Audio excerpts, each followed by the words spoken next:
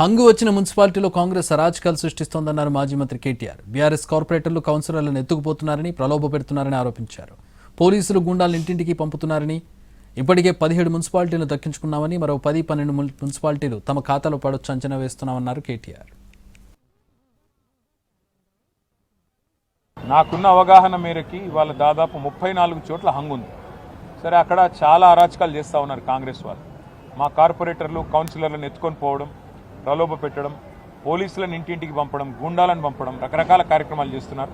మాకు ఇంకోటి ఇప్పుడు ఎక్స్ అఫిషియో ఓటు విషయంలో కూడా స్పష్టత రాలేదు.